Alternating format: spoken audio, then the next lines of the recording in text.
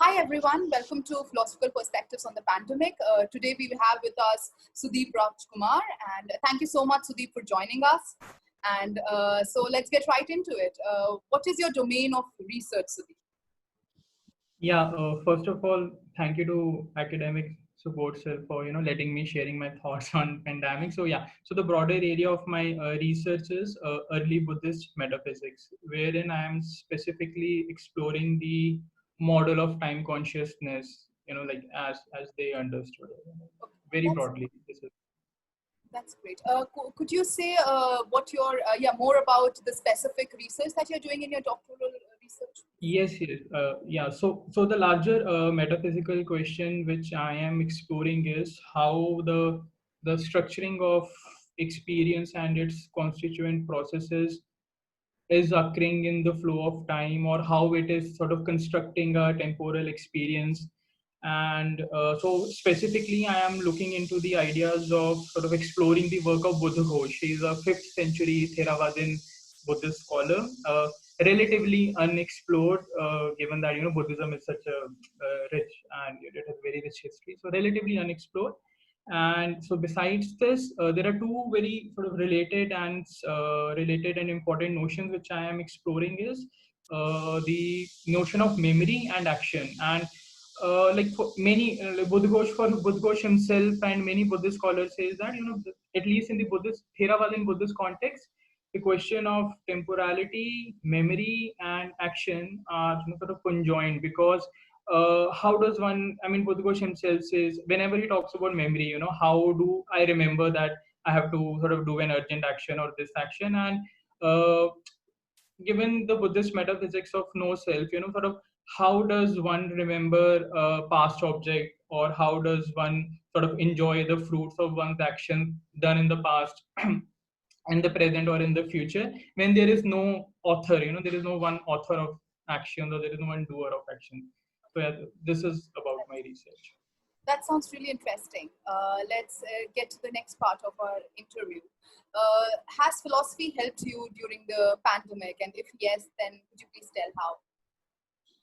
Yes, yes, yeah. I mean, unanimously, like definite yes. So just connecting the thread of memories. So I was facing a particular problem. Like my mind was evoking sort of my most embarrassing moments from my most embarrassing memories of my past, and like it is. I shared it with some of my friends, and it was sort of same with everyone, and it got me curious, because there is no specific region of brain where only embarrassing memories are stored, but all my memories were sort of this cringe inducing moments of mine in the past. So I started exploring philosophy of memory. So one thing I explored was that Theravada Buddhists, they forgot to philosophize about memory.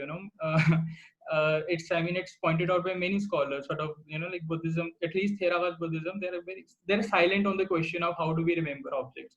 So then I started exploring the works of Henry Bergson, and like he has done tremendous work on memory, and sort of the ontology of past and present objects, and how memory sort of shapes our perception. So I mean, I didn't get many answers, but raising these questions and exploring new avenues sort of had a healing touch for me. And also, I always wanted to explore philosophy of science fiction, and I devoted a lot of time doing that. And one thing which I got found really interesting was I read this like fantastic trilogy by Cixin Liu, Remembrance of Earth's Past. So the premise is that alien, sort of very highly intelligent civilization is coming to attack Earth. I mean, it will take 1,000 years to reach, but the first response humans have is sort of fighting amongst each other. Like how should we have a contact with them? And I made this weird connection with the pandemic, because coronavirus is an invisible, that invisible attacker, and the first reaction which humanity has was, we started fighting amongst each other, different nations, different organizations. So yeah, like making these interesting connections and associations was helpful to me, like philosophizing these things. That sounds great.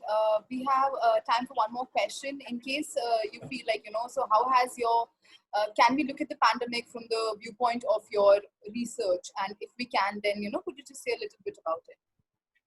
Yeah, sure. I'll just be very brief because I don't know how I mean, at least Buddhist metaphysics can have sort of how can I view pandemic from it. But like the ideas of Ferguson, which played an important role in my thesis. The time of Ferguson is the time of life that Susan Gorlick says this. The impatience we feel in isolation or the anxiety we feel during uncertain times, and how do we experience it? It is qualitatively different for me and you. So I guess my research do provide a theoretical framework to process and understand these sort of emotions and psychological mental states, like to bring, at least give it a perspective of how can we experience different kinds of emotion.